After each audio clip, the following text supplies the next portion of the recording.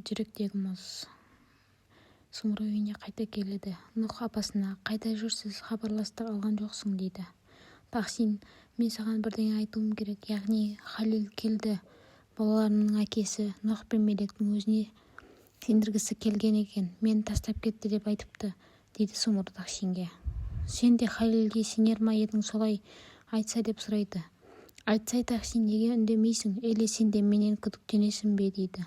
Солай Тахсин ойланып жоқ деп жауап береді. Сонда Сумру: иә, көзіңде жауапты көрдім, сене алмаймын деп ашуланып шығып кетеді.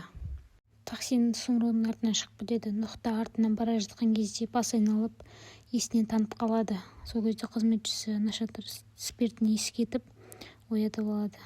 Ал Сумру болса жолда кетіп бара жатып бір дәмханаға кіріп апасына звондайды. Мен кетіп бара жатырмын. Маған сенбейтін адамдармен тұрғым келмейді, мен бұл жақтан кетемін дейді.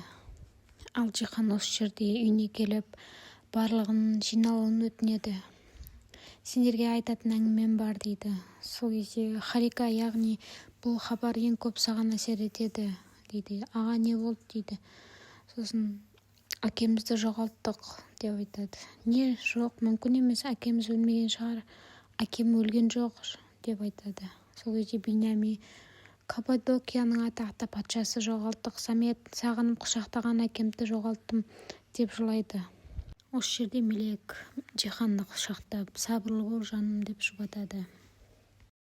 Ол хабар Хикметке де жеткен болатын. Сол кезде дәл өмірімді жөндеп келе жатқанда бәрін талқандадың. Әрқашан істейтініңде, енді де сен жоқсың. Мені сезімдеріммен жалғыз қалдырып кеттің. Өмірімді астан-кестен қылдың. Өмірімді күл-талқан еттің деп айтады. Биньями барлығы жылап жатады. Сол кезде Жихан: қайғырамыз, иә, бірақ істейтін жұмыстарымыз бар. Менің Анкараға барып, әкемнің іс қағаздарын алуым керек. Мен де барамын дейді Биньями. Сол кезде: мен барамын, сен бармайсың деп айтады. Неге бармайсың, соны білесің бе? Ертең әкемнің жаназасы, бүкіл Каппадокия сол жаққа баратын болады. Сол бүкіл ұйымдастырудың біреуі жасау керек қой. Сол адам сен, түсіндің бе дейді. Сол себепті сен бармайсың деп айтады. Сол кезде Биньями: түсіндім. Еш уайымдама, мен осындамын, бәрін өзім ұйымдастырамын. Мешітті, имамды, Құран оқытуды, газхананың, сосын табыттың үстіне жабылатын жапқышқа дейін жамағат, қоршет, бәрін дейді. Жихан: жарайды, бәрін жасайсың. Білем, тек бір нәрсені білсең болды. Әкеміз отбасылық зияратқа атамның қасына жерленеді. Соның орындалуы жеткілікті дейді. Жихан Хариканы өзімен бірге Анкараға алып кетеді. Хикмет солай Асадқа хабарласады, бірақ телефоны өшік болады. Сол кезде 1 миллионды алып қаштың ба деп ойлайды. Ал Эсма бұл жерде күліп отыр. Эсма күліп отырғанын көріп: Жанан, неге күліп отырсың дейді. Жоқ, қазір қатты ренжіп қалдың ғой Жанан жеңге. Сен Самет мырзаны қатты жақсы көретін сияқтысың. Соған күліп отырмын мен деп айтады. Жаным, ол адам менің қайынатам болатын, түсіндің бе?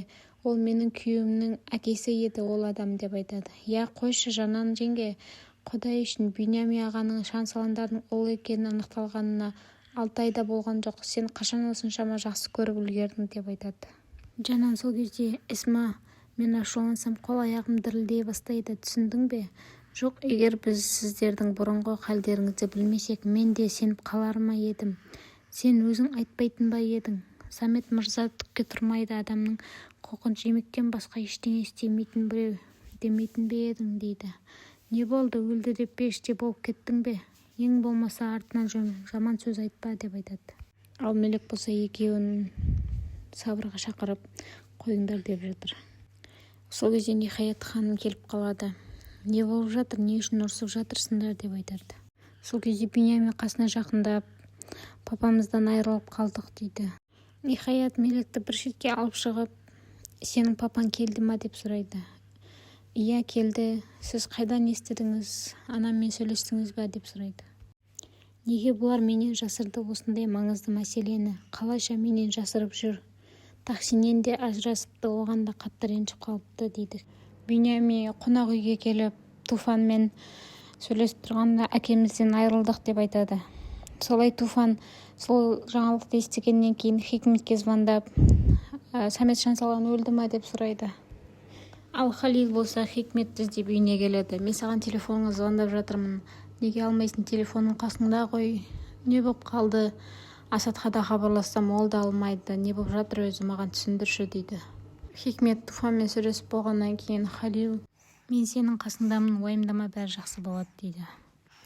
Бүгінгі қысқаша түсіндіру ұнаған болса, келесі бөлімді көру үшін менің каналымды жоғалтып алмас үшін тіркеліп алыңыздар.